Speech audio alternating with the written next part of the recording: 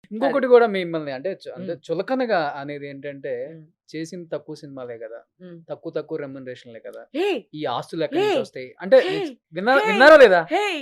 అహా! విన్నారా లేదా? తక్కువ రెమ్యునరేషన్‌లు కాదు. ముగ్గురు, నలుగురు అమ్మాయిల ఫోటోలు వేసి వీళ్ళింత లగ్జరీగా ఎలా బతుకుతున్నారు? హ్మ్. ఈడు పెట్టాడు. ఆ ఏసినోడు పెట్టాడు. పట్టుకొచ్చి మా ఇంటి ఎనకాల హ్మ్. మూట పెడితే అది తీసుకొని బతుకుతున్నా. ఇవి ఇందాక అన్నావు ఎన్ని వందల సినిమాలు చేశారు అని. 500 సినిమాలు హ్మ్. చేశాను. ఓకేనా? అవును. సో, నేను 89లో వచ్చా. అవును. 90లో చెనక్షేడం చేశాను. 91లో హైదరాబాద్‌కొచ్చా. సరే అప్పుడే నేను ఒక ఎకరం కొనుక్కొని ఉండుంటే ఈ రోజు ఎంత అయి ఉంటది? అంటే హైటెక్ సిటీ దగ్గర ఎంత అప్పుడు? చాలా తక్కువ గదా! హ్మ్. ఓకేనా? ఆహ్, మణికొండ పోనీ అక్కడ కొనుక్కున్నా గూడా ఇప్పుడు ఎన్ని కోట్లయి ఉంటది? నేను అవును. ఒక ఇల్లు కొనుక్కున్నాననుకోండి. పూరి జగనన్న వాళ్ళందరూ మా ఇంట్లో తినేవాళ్ళు. అది నా సొంత ఇల్లు. ఎప్పుడు చెప్తున్నాను? 93 చెప్తున్నా. అవును. నా సొంత ఇంట్లో అన్నయ్య వీళ్ళందరూ వంశీ గారు వీళ్ళందరూ నా దగ్గర ఉండేవాళ్ళు. ఓకేనా? అందరు నేనే వాళ్ళందరిని చూసుకునేదాన్ని. అప్పుడు అందరూ 93లోనే సొంత ఇల్లుంది. అసిస్టెంట్ ఆ! హ్మ్. నా సొంత ఇంట్లో వీళ్ళందరూ ఉండేవాళ్ళు. సో, ఇప్పుడు ఆ ఇల్లు ఎంత అయ్యుంటది? ఆ ఇల్లు అమ్మి ఇంకో ఇల్లు కొనుంటాను. ఈ ఇల్లు ఎంత అయ్యుంటది? సో, నా రెమెండేషన్స్ ఎంత తీసుకొని ఉండుంటాను నేను? చాలు గదా! 20,000, 30,000 తీసుకున్నా గాని హా! అప్పుడెంతుంది? చాలా తక్కువుంది ఆ! 90స్‌లో లాస్ట్ నేను తీసుకున్నది 85,000 పర్ డేకి. ఈ మధ్యన పర్ డే హ్మ్. ఎంత సంపాదించావు? సరే నేను ఫస్ట్ నీ ఇంటర్వ్యూ చేశాను నాన్న. అవును. ఇప్పుడు నువ్వు ఏ కార్‌లో తిరుగుతున్నావు? ఇప్పుడు బెంజ్‌లో తిరుగుతున్నా. ఆ! ఇప్పుడు ఎన్ని సంవత్సరాలయింది మనిద్దరం జేసి? ఇంకా 4 ఇయర్స్ అయిందండి. నువ్వు 4 ఇయర్స్‌కే బెంచ్‌లో తిరిగితే 35 ఏళ్లకి నేను కార్‌లో తిరగకూడదా? ఆ! అదే గదా అంటుంది. అదే చెప్తున్నా. ఏం మనుషులంటున్నా. వీళ్ళు నేను నిజం చెప్తున్నా. ఇప్పుడు నేను నా శరీరాన్ని నేను నమ్ముకున్నాను అనుకుందాం. నేను ప్రాస్టిట్యూషన్‌ని. ఓకేనా? నా శరీరం మీద నువ్వు బతుకుతున్నావు. నువ్వు బ్రోకర్‌వా? ఎవడ్రా నువ్వసలు? నా మీద నువ్వు బతకడం ఏంట్రా అసలు? నీకెవడిచ్చాడు హక్కు? ఏ రాజ్యాంగం ఇచ్చింది? ఇప్పుడు నేను అదే ఫైట్ చేస్తున్నాను నేనిప్పుడు. ఏ ఆర్టిస్ట్ ఇంతవరకు ఫైట్ చేయలేదు. ఏ హీరో ఫైట్ చేయలేదు. ఏ చేయలేదు. First time. డైరెక్టర్ ఫైట్ అవును. చేయలేదు. ఫస్ట్ టైమ్ ఆడది. నేను ఫైట్ చేస్తున్నా. ఒక స్టేట్ మీద కాదు 3 స్టేట్‌ల్లో. హ్మ్. ఇలాంటి ఒకటి రోజు వస్తదని అనుకున్నారా హేమ గారు మీ లైఫ్‌లో? నిజంగా చెప్పండి. నిజంగా అనుకోలేదు. అవును. గాడ్ ప్రామిస్ నేను అస్సలు అనుకోలేదు. ఇట్లాంటి ఒక సిట్యుయేషన్ వస్తది అని నేను నా లైఫ్‌లో అనుకోలేదు నేను. నేను మాట్లాడుతున్నాను అక్కడికి.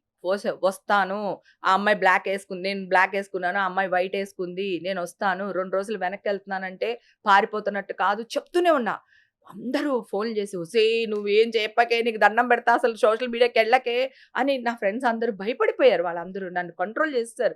నేను దూకేద్దామని. హ్మ్. కొంతమంది పెద్ద ఫ్రెండ్స్ ఉన్నారు. సో, వాళ్ళందరూ ఏంటంటే, "అమ్మా! నీకు దండం పెడతా. నువ్వు ఆగు. 4 రోజులు ఆగు. 4 రోజుల తర్వాత నువ్వెళ్దువు గాని, నువ్వు మాట్లాడదు గాని. నువ్వు తప్పకుండా" ఎందుకంటే, నేను హాస్పిటల్‌లోంచి వచ్చిన సీనే వాళ్ళు చాలా పెద్దది చేసేసారు. చూడు ఎలా అరుస్తుందో. ఆ! సీన్ క్రియేట్ చేస్తుంది. నా బాధ అది. ఒరేయ్! నా నా బ్లడ్ సాంపిల్స్ వాళ్ళ దగ్గర లేదురా. ఇప్పుడే తీసుకున్నానురా. ఎట్లారా మీరు పాజిటివ్ అనేస్తారు? కొంచెం అర్థం చేసుకోండిరా హ్మ్. అన్నా. కాకపోతే నేను ఈ వాయిస్‌లో చెప్పలే. కొంచెం గట్టిగా చెప్పా. అది బేసికల్‌గా నా మా వాయిస్ అదే ఉక్రోషం. గదా! నా ఉక్రోషం అది. నా కడుపు మంట. నాకు కాదురా బాబు. నేను వెళ్ళాను పార్టీకి. కానీ నేను అది కాదు. నేను తీసుకోను. అసలక్కడ ఉన్నాయని తెలిస్తే నేనెందుకెళ్తాను? పోనీ కన్నడ ఛానెల్ వాళ్ళు ఎసారంటే వాళ్ళకి నేనెవరో తెలీదు. మీకు తెలీదా? మీరు పాపం స్టార్ట్ చేసారు గానీ మీ సార్ వాళ్ళకి కూడా థాంక్స్ చెప్పాలి. మధ్యలో మీరు న్యూస్ ఆపేసారు. మరి ఎక్కడ రియలైజేషన్ వచ్చిందో నాకు తెలీదు గానీ థాంక్స్ టు సుమన్ టీవీ. అట్లాగా 2, 3 టీవీలు వాళ్ళెక్కడో నేను చెప్పిన మాటల్లోనో ఎక్కడో రియాక్ట్ అయ్యి వాళ్ళు ఆపేసారు. బాగా కచ్చపెట్టుకునేది మాత్రం 2 ఛానెల్స్. గట్టిగా వాయించేసారు. పైగా వాళ్ళే నాకు ఫోన్‌లు చేసి అడుగుతున్నారు. పూజిత అంట ఆ అమ్మాయి. హ్మ్. ఆ అమ్మాయి కూడా ఫోన్ చేసి అడుగుతుంది. "మీ గురించి మంచిగా న్యూస్ ఏస్తాం మేడం. రండి. మీరు మాతో మాట్లాడండి. మమ్మల్ని నమ్మట్లేదు మీరు. నేను మీది ఫోన్ రికార్డ్ చేయట్లేదు. మా వాళ్ళేసిన న్యూస్‌కి నన్ను కూడా నమ్మట్లేదు. ప్లీజ్ మేడం మీ గురించి పాజిటివ్‌గా ఏస్తాను." అంటే నెగెటివ్‌గా వాళ్ళేసి, పాజిటివ్‌గా వాళ్ళే ఏసేస్తారా? ఇవన్నీ ఆ అమ్మాయి చేసింది వాట్సాప్ కాల్సే. మిగతా వాళ్ళు చేసినయి నార్మల్ కాల్స్. ఓకే. అలవాటుందా రికార్డింగ్ చేసుకునే అలవాటు మీకు? అహా! రికార్డ్ చేయట్లేదు. నేను హ్మ్. అన్ని స్క్రీన్ షాట్‌లు మామూలుగా, తీసి పెడుతున్నా. మామూలుగా అలవాటుందంటున్నా. చేయను. స్క్రీన్ షాట్‌లు తీసి పెడుతున్నా. హ్మ్. ఎవిడెన్సెస్.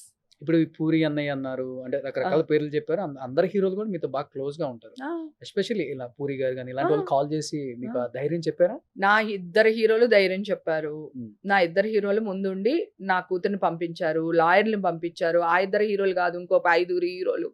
నా క్యారెక్టర్ ఆర్టిస్ట్‌లయితే ఆడ, మగ తేడా లేకుండా అందరూ నా కూతుర్ని అమ్మ బాగున్నావా, కార్ ఎక్కడుంది, డబ్బులు ఎంత కావాలి, ఇంత ఈ లాయర్ వచ్చారు, ఇవాళ వీళ్ళు వచ్చారు. అక్కడ కూడా 4 లాయర్ స్వచ్ఛందంగా వచ్చారు.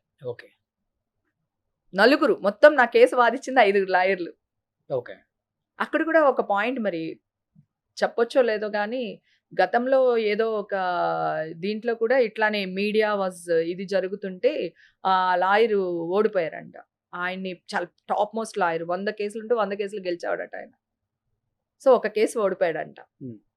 ఎందుకు మీరు ఓడిపోయారు అని అడిగితే, నాకు న్యాయవాదానికి జరుగుండుంటే, న్యాయానికి చట్టానికి నాకు మధ్యలో జరుగుంటే మేము గెలిచేవాళ్ళం.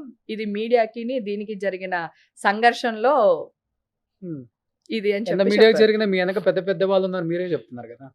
అందుకే ఇక బయటకు వచ్చాను. ఇప్పుడు నీ ముందు కూర్చుని ధైర్యంగా హే కమాన్ గుసగుస అంటున్నాను. లేకపోతే సో అందరూ నాతోనే ఉన్నారు. సుమన్ టీవీలో మీ పర్సనల్ అండ్ బిజినెస్ ప్రమోషన్స్ కోసం కింది నెంబర్కి కాంటాక్ట్ చేయండి.